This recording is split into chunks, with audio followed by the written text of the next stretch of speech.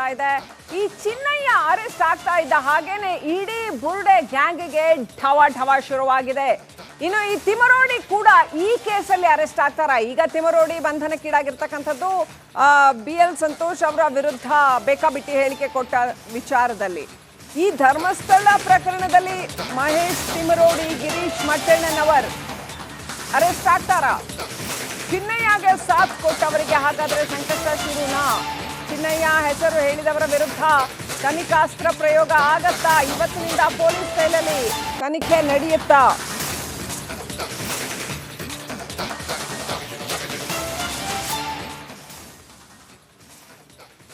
T Jayant ಸೇರಿದಂತೆ ಗಿರೀಶ್ ಮಟ್ಟಣ್ಣವರ್, ಮಹೇಶ್ ತಿಮರೋಡಿ ಯಾರೆಲ್ಲರ ಹೆಸರನ್ನ ಚಿನ್ನಯ್ಯ ಹೇಳ್ತಾ ಹೋಗಿದ್ದಾನೋ ಅವರಿಗೆಲ್ಲ ನೋಟಿಸ್ ಕೊಡೋ ಸಾಧ್ಯತೆ ಇದೆ ಅಂತ ಹೇಳಲಾಗ್ತಾ ಇದೆ.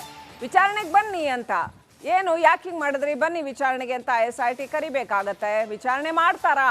ಈಗ ಇದುವರೆಗೆ SIT ವಿಚಾರಣೆ ಮಾಡಿದ್ದು ಒಂದು ಹಂತ ಆದರೆ ಈಗ ನಿಜವಾದ ವಿಚಾರಣೆ ಆರಂಭ ಆಗತ್ತೆ.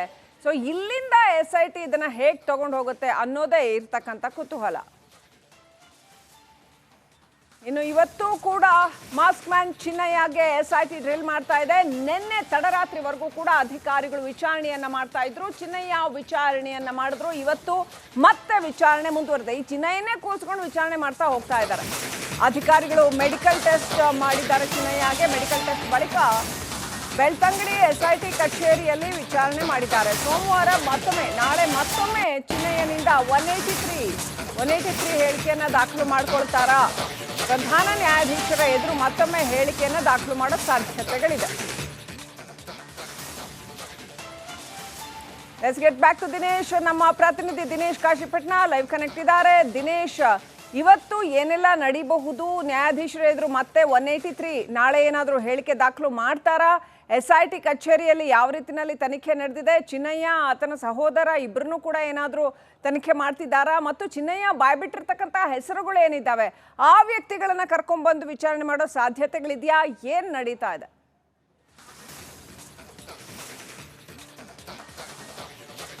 ಹೌದು ಶ್ರೀಲಕ್ಷ್ಮಿ, ಈಗಾಗಲೇ ಚಿನ್ನಯ್ಯನ ಬಂಧನ ಆಗಿರುವಂಥದ್ದು. ಬಂಧನ ನಡೆದು ಆತನ ಮೆಡಿಕಲ್ ಟೆಸ್ಟ್ ಆಗಿ ಈಗಾಗಲೇ ವಿಚಾರಣೆ ಕೂಡ ನಡೀತಾ ಇರುವಂಥದ್ದು. ನಿನ್ನೆಯೂ ಕೂಡ ಆತನನ್ನು ತೀವ್ರವಾದಂಥ ವಿಚಾರಣೆಗೆ ಒಳಪಡಿಸಿರುವಂಥದ್ದು. ಅಂದರೆ ಈ ಹಿಂದೆ ಆತ SIT ಆತನನ್ನು ವಿಚಾರಣೆ ನಡೆಸಿದ್ರು ಕೂಡ ಆಗ ಆತ ಸಾಕ್ಷಿಯಾಗಿದ್ದ. ಆತನನ್ನು ಹೆಚ್ಚಿನವಾದಂಥ ವಿಚಾರಣೆ ಸಾಧ್ಯ ಇರಲಿಲ್ಲ. ಅಂದರೆ ಆತ ಸಾಕ್ಷಿಯಾಗಿರೋ ಕಾರಣವಾಗಿ ಕೆಲವೊಂದು ರಿಸ್ಟ್ರಿಕ್ಷನ್ಗಳು ಇತ್ತು. ಆದರೆ ಈಗ ಆತ ಏನು SIT ಕಸ್ಟಡಿಯಲ್ಲಿದ್ದಾನೆ. ಹೀಗಾಗಿ ಈಗ ಸದ್ಯ ತೀವ್ರವಾದಂಥ ವಿಚಾರಣೆಯನ್ನು ಕೂಡ SIT ಅಧಿಕಾರಿಗಳು ಮಾಡ್ತಾ ಇರುವಂಥದ್ದು. ಕಸ್ಟಡಿಯಲ್ಲಿ ಇರುವಂಥ ಕಾರಣವಾಗಿ ಅವರದೇ ಆದಂಥ ವೇನಲ್ಲಿ ಆತನನ್ನು ವಿಚಾರಣೆಗೆ ಒಳಪಡಿಸಿರುವಂಥದ್ದು. ನಿನ್ನೆಯೂ ಕೂಡ ತಡರಾತ್ರಿವರೆಗೂ ಕೂಡ ಆತನನ್ನು ತೀವ್ರವಾದಂಥ ವಿಚಾರಣೆಗೆ ಒಳಪಡಿಸಿರುವಂಥದ್ದು. ಇವತ್ತು ಮತ್ತೆ ಆತನನ್ನು ವಿಚಾರಣೆ ಮಾಡ್ತಾ ಇರುವಂಥದ್ದು. ಪ್ರಮುಖವಾಗಿ ಬೇರೆ ಬೇರೆ ಹಂತಗಳಲ್ಲಿ ಆತನನ್ನು ವಿಚಾರಣೆಗೆ ಒಳಪಡಿಸಿರುವಂಥದ್ದು. ಅಂದರೆ ಆತನೇ ಒಂದಷ್ಟು ಸತ್ಯಾಂಶಗಳನ್ನು ಈಗಾಗಲೇ ಬಾಯಿ ಬಿಟ್ಟಿದ್ದಾನೆ.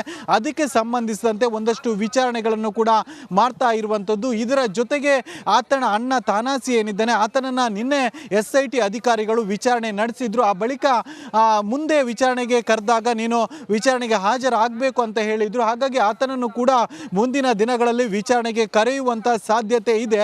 ಇದರ ಜೊತೆಗೆ ಮತ್ತೊಂದು ವಿಚಾರ ಏನಂದರೆ ಆತ ವಿಚಾರಣೆ ಸಂದರ್ಭದಲ್ಲಿ ಒಂದಷ್ಟು ಬಾಯಿ ಬಿಟ್ಟಿದ್ದಾನೆ ಅಂತ ಹೇಳಲಾಗ್ತಿದೆ. ಇವರಿಗೂ ಕೂಡ ಮುಂದಿನ ದಿನಗಳಲ್ಲಿ ನೋಟಿಸು ನೀಡಿ ಅವರನ್ನು ಕೂಡ ವಿಚಾರಣೆಗೆ ಕರೆಯುವಂಥ ಸಾಧ್ಯತೆಗಳು ಕೂಡ ಇರುವಂಥದ್ದು. ಅದರ ಜೊತೆಗೆ ಇದರ ಹಿಂದೆ ಅಂದರೆ ಈ ಒಂದು ಬುರ್ಡೆ ಗ್ಯಾಂಗ್ನ ಹಿಂದೆ ಬಹಳಷ್ಟು ದೊಡ್ಡದಾದಂಥ ಜನರಿದ್ದಾರೆ ಅನ್ನುವಂಥದ್ದು ಮಾಹಿತಿ ಕೂಡ ಸಿಗ್ತಾ ಇರುವಂಥದ್ದು. ಅವರಿಗೂ ಕೂಡ ನೋಟಿಸ್ ನೀಡಿ ಅವರನ್ನು ಕೂಡ ಕರೆಯುವಂಥ ಸಾಧ್ಯತೆಗಳು ಕೂಡ ಇರುವಂಥದ್ದು. ಮತ್ತು ಈತನಿಗೆ ಆಶ್ರಯ ನೀಡಿದವರೇನಿದ್ದಾರೆ ಅಂದರೆ ಈತ ಪ್ರತಿದಿನ ವಕೀಲರ ಜೊತೆ ಬರ್ತಾ ಇದ್ದ. ಈ ಹಿಂದೆ ಆ ಬಳಿಕ ವಿಚಾರಣೆಯನ್ನು ಎದುರಿಸಿ ಮತ್ತೆ ವಕೀಲರ ಜೊತೆ ಹಿಂದಿರ್ತಿದ್ದ.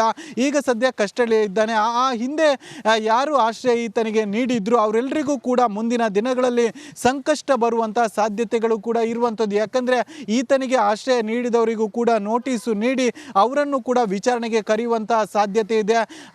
ಏನಾದರೂ ಮುಂದಿನ ಹಂತಗಳಲ್ಲಿ ಅವರ ವಿಚಾರಣೆ ಮತ್ತಷ್ಟು ಮಾಡಬೇಕು ಅನ್ನುವಂಥ ಇದಿದ್ರೆ ಅವರನ್ನು ಕೂಡ ವಶಕ್ಕೆ ಪಡೆಯುವಂಥ ಸಾಧ್ಯತೆ ಇರುವಂಥ. ಒಟ್ಟಿನಲ್ಲಿ ಈತನ ಹಿಂದೆ ಬೆನ್ನೆಲುಬಾಗಿ ಯಾರೆಲ್ಲ ನಿಂತಿದ್ದಾರೆ, ಈತನ ಕಟ್ಟುಕತೆಗಳಿಗೆ ಈತನಿಗೆ ಯಾರೆಲ್ಲ ಹೇಳಿಕೊಟ್ಟಿದ್ದಾರೆ ಈ ರೀತಿಯಾದಂಥ ಕತೆಗಳನ್ನು, ಅವರೆಲ್ಲರಿಗೂ ಕೂಡ ಮುಂದಿನ ಹಂತಗಳಲ್ಲಿ ಭಾರಿ ದೊಡ್ಡ ಸಂಕಷ್ಟ ಬರುವ ಬರುವಂಥ ಸಾಧ್ಯತೆ ಇದೆ. ಅವರನ್ನು ಕೂಡ ವಿಚಾರಣೆಗೆ ಕರೆದು ಅವರನ್ನು ಕೂಡ ವಿಚಾರಿಸುವಂಥ ಸಾಧ್ಯತೆಗಳು ಕೂಡ ಇರುವಂಥದ್ದು. ಅಗತ್ಯ ಬಿದ್ದರೆ ಅವರನ್ನು ಕೂಡ SIT ತಂಡ ವಶಕ್ಕೆ ಪಡೆಯುವಂಥ ಸಾಧ್ಯತೆಗಳು ಬಹುತೇಕ ದಟ್ಟ ಆಗಿರುವಂಥದ್ದು. Shrilakshmi. Right, thank you Dinesh. ಡೀಟೇಲ್ಸ್ಗಾಗಿ ಇದೆ. ಈ ಚಿನ್ನಯ್ಯ ಅರೆಸ್ಟ್ ಆಗ್ತಾ ಇದ್ದ ಹಾಗೇನೆ ಇಡೀ ಬುರ್ಡೆ ಗ್ಯಾಂಗ್ಗೆ ಢವ ಶುರುವಾಗಿದೆ. ಇನ್ನು ಈ ತಿಮರೋಡಿ ಕೂಡ ಈ ಕೇಸಲ್ಲಿ ಅರೆಸ್ಟ್ ಆಗ್ತಾರ? ಈಗ ತಿಮರೋಡಿ ಬಂಧನಕ್ಕೀಡಾಗಿರ್ತಕ್ಕಂಥದ್ದು BL ಸಂತೋಷ್ ಅವರ ವಿರುದ್ಧ ಬೇಕಾಬಿಟ್ಟಿ ಹೇಳಿಕೆ ಕೊಟ್ಟ ವಿಚಾರದಲ್ಲಿ. ಈ ಧರ್ಮಸ್ಥಳ ಪ್ರಕರಣದಲ್ಲಿ ಮಹೇಶ್ ತಿಮರೋಡಿ, ಗಿರೀಶ್ ಮಟ್ಟಣ್ಣನವರ್ ಅರೆಸ್ಟ್ ಆಗ್ತಾರ? ಚಿನ್ನಯ್ಯಗೆ ಸಾಥ್ ಕೊಟ್ಟವರಿಗೆ ಹಾಗಾದ್ರೆ ಸಂಕಷ್ಟ ಶುರುನಾ? ಚಿನ್ನಯ್ಯ ಹೆಸರು ಹೇಳಿದವರ ವಿರುದ್ಧ ತನಿಖಾಸ್ತ್ರ ಪ್ರಯೋಗ ಆಗತ್ತಾ? ಇವತ್ತಿನಿಂದ ಪೊಲೀಸ್ ಸ್ಟೈಲಲ್ಲಿ ತನಿಖೆ ನಡೆಯುತ್ತಾ?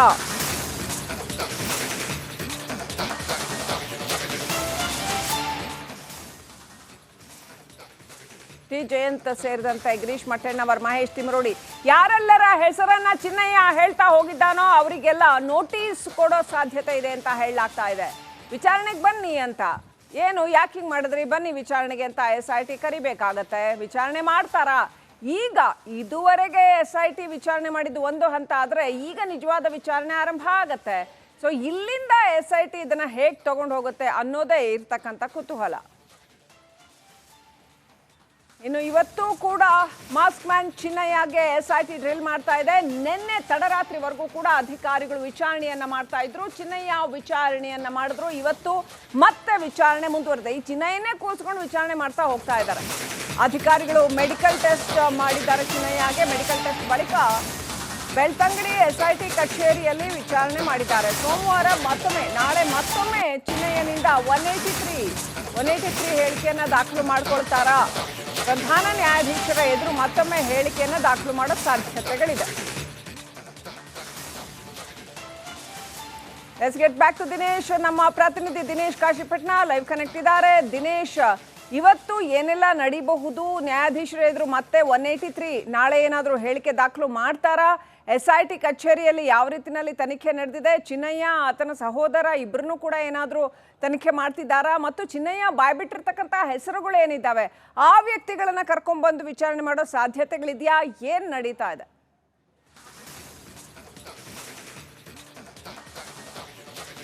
ಹೌದು ಶ್ರೀಲಕ್ಷ್ಮಿ, ಈಗಾಗಲೇ ಚಿನ್ನಯ್ಯನ ಬಂಧನ ಆಗಿರುವಂಥದ್ದು. ಬಂಧನ ನಡೆದು ಆತನ ಮೆಡಿಕಲ್ ಟೆಸ್ಟ್ ಆಗಿ ಈಗಾಗಲೇ ವಿಚಾರಣೆ ಕೂಡ ನಡೀತಾ ಇರುವಂಥದ್ದು. ನಿನ್ನೆಯೂ ಕೂಡ ಆತನನ್ನು ತೀವ್ರವಾದಂಥ ವಿಚಾರಣೆಗೆ ಒಳಪಡಿಸಿರುವಂಥದ್ದು. ಅಂದರೆ ಈ ಹಿಂದೆ ಆತ SIT ಆತನನ್ನು ವಿಚಾರಣೆ ನಡೆಸಿದ್ರು ಕೂಡ ಆಗ ಆತ ಸಾಕ್ಷಿಯಾಗಿದ್ದ. ಆತನನ್ನು ಹೆಚ್ಚಿನವಾದಂಥ ವಿಚಾರಣೆ ಸಾಧ್ಯ ಇರಲಿಲ್ಲ. ಅಂದರೆ ಆತ ಸಾಕ್ಷಿಯಾಗಿರೋ ಕಾರಣವಾಗಿ ಕೆಲವೊಂದು ರಿಸ್ಟ್ರಿಕ್ಷನ್ಗಳು ಇತ್ತು. ಆದರೆ ಈಗ ಆತ ಏನು SIT ಕಸ್ಟಡಿಯಲ್ಲಿದ್ದಾನೆ. ಹೀಗಾಗಿ ಈಗ ಸದ್ಯ ತೀವ್ರವಾದಂಥ ವಿಚಾರಣೆಯನ್ನು ಕೂಡ SIT ಅಧಿಕಾರಿಗಳು ಮಾಡ್ತಾ ಇರುವಂಥದ್ದು. ಕಸ್ಟಡಿಯಲ್ಲಿ ಇರುವಂಥ ಕಾರಣವಾಗಿ ಅವರದೇ ಆದಂಥ ವೇನಲ್ಲಿ ಆತನನ್ನು ವಿಚಾರಣೆಗೆ ಒಳಪಡಿಸಿರುವಂಥದ್ದು. ನಿನ್ನೆಯೂ ಕೂಡ ತಡರಾತ್ರಿವರೆಗೂ ಕೂಡ ಆತನನ್ನು ತೀವ್ರವಾದಂಥ ವಿಚಾರಣೆಗೆ ಒಳಪಡಿಸಿರುವಂಥದ್ದು. ಇವತ್ತು ಮತ್ತೆ ಆತನನ್ನು ವಿಚಾರಣೆ ಮಾಡ್ತಾ ಇರುವಂಥದ್ದು. ಪ್ರಮುಖವಾಗಿ ಬೇರೆ ಬೇರೆ ಹಂತಗಳಲ್ಲಿ ಆತನನ್ನು ವಿಚಾರಣೆಗೆ ಒಳಪಡಿಸಿರುವಂಥದ್ದು. ಅಂದರೆ ಆತನೇ ಒಂದಷ್ಟು ಸತ್ಯಾಂಶಗಳನ್ನು ಈಗಾಗಲೇ ಬಾಯಿ ಬಿಟ್ಟಿದ್ದಾನೆ.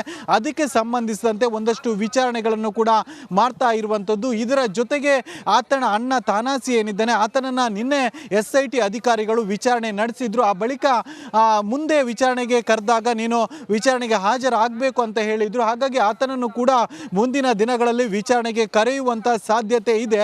ಇದರ ಜೊತೆಗೆ ಮತ್ತೊಂದು ವಿಚಾರ ಏನಂದರೆ ಆತ ವಿಚಾರಣೆ ಸಂದರ್ಭದಲ್ಲಿ ಒಂದಷ್ಟು ಬಾಯಿ ಬಿಟ್ಟಿದ್ದಾನೆ ಅಂತ ಹೇಳಲಾಗ್ತಿದೆ. ಇವರಿಗೂ ಕೂಡ ಮುಂದಿನ ದಿನಗಳಲ್ಲಿ ನೋಟಿಸು ನೀಡಿ ಅವರನ್ನು ಕೂಡ ವಿಚಾರಣೆಗೆ ಕರೆಯುವಂಥ ಸಾಧ್ಯತೆಗಳು ಕೂಡ ಇರುವಂಥದ್ದು. ಅದರ ಜೊತೆಗೆ ಇದರ ಹಿಂದೆ ಅಂದರೆ ಈ ಒಂದು ಬುರ್ಡೆ ಗ್ಯಾಂಗ್ನ ಹಿಂದೆ ಬಹಳಷ್ಟು ದೊಡ್ಡದಾದಂಥ ಏನು ಜನರಿದ್ದಾರೆ ಅನ್ನುವಂಥದ್ದು ಮಾಹಿತಿ ಕೂಡ ಸಿಗ್ತಾ ಇರುವಂಥದ್ದು. ಅವರಿಗೂ ಕೂಡ ನೋಟಿಸ್ ನೀಡಿ ಅವರನ್ನು ಕೂಡ ಕರೆಯುವಂಥ ಸಾಧ್ಯತೆಗಳು ಕೂಡ ಇರುವಂಥದ್ದು. ಮತ್ತು ಈತನಿಗೆ ಆಶ್ರಯ ನೀಡಿದವರೇನಿದ್ದಾರೆ ಅಂದರೆ ಈತ ಪ್ರತಿದಿನ ವಕೀಲರ ಜೊತೆ ಬರ್ತಾ ಇದ್ದ. ಈ ಹಿಂದೆ ಆ ಬಳಿಕ ವಿಚಾರಣೆಯನ್ನು ಎದುರಿಸಿ ಮತ್ತೆ ವಕೀಲರ ಜೊತೆ ಹಿಂದಿರ್ತಿದ್ದ. ಈಗ ಸದ್ಯ ಕಸ್ಟಡಿಯಲ್ಲಿ ಇದ್ದಾನೆ. ಆ ಹಿಂದೆ ಯಾರು ಆಶ್ರಯ ಈತನಿಗೆ ನೀಡಿದ್ರು ಅವರೆಲ್ಲರಿಗೂ ಕೂಡ ಕೂಡ ಮುಂದಿನ ದಿನಗಳಲ್ಲಿ ಸಂಕಷ್ಟ ಬರುವಂಥ ಸಾಧ್ಯತೆಗಳು ಕೂಡ ಇರುವಂಥದ್ದು. ಯಾಕಂದರೆ ಈತನಿಗೆ ಆಶ್ರಯ ನೀಡಿದವರಿಗೂ ಕೂಡ ನೋಟಿಸು ನೀಡಿ ಅವರನ್ನು ಕೂಡ ವಿಚಾರಣೆಗೆ ಕರೆಯುವಂಥ ಸಾಧ್ಯತೆ ಇದೆ. ಏನಾದರೂ ಮುಂದಿನ ಹಂತಗಳಲ್ಲಿ ಅವರ ವಿಚಾರಣೆ ಮತ್ತಷ್ಟು ಮಾಡಬೇಕು ಅನ್ನುವಂಥ ಇದಿದ್ರೆ ಅವರನ್ನು ಕೂಡ ವಶಕ್ಕೆ ಪಡೆಯುವಂಥ ಸಾಧ್ಯತೆ ಇರುವಂಥ. ಒಟ್ಟಿನಲ್ಲಿ ಈತನ ಹಿಂದೆ ಬೆನ್ನೆಲುಬಾಗಿ ಯಾರೆಲ್ಲ ನಿಂತಿದ್ದಾರೆ, ಈತನ ಕಟ್ಟುಕತೆಗಳಿಗೆ ಈತನಿಗೆ ಯಾರೆಲ್ಲ ಹೇಳಿಕೊಟ್ಟಿದ್ದಾರೆ ಈ ರೀತಿಯಾದಂಥ ಕತೆಗಳನ್ನು, ಅವರೆಲ್ಲರಿಗೂ ಕೂಡ ಮುಂದಿನ ಹಂತಗಳಲ್ಲಿ ಭಾರಿ ದೊಡ್ಡ ಸಂಕಷ್ಟ ಬರುವಂಥ ಸಾಧ್ಯತೆ ಇದೆ. ಅವರನ್ನು ಕೂಡ ವಿಚಾರಣೆಗೆ ಕರೆದು ಅವರನ್ನು ಕೂಡ ವಿಚಾರಿಸುವಂಥ ಸಾಧ್ಯತೆಗಳು ಕೂಡ ಇರುವಂಥದ್ದು. ಅಗತ್ಯ ಬಿದ್ದರೆ ಅವರನ್ನು ಕೂಡ SIT ತಂಡ ವಶಕ್ಕೆ ಪಡೆಯುವಂಥ ಸಾಧ್ಯತೆಗಳು ಬಹುತೇಕ ದಟ್ಟ ಆಗಿರುವಂಥದ್ದು. Shrilakshmi. Right, thank you Dinesh ಡೀಟೇಲ್ಸ್ಗಾಗಿ.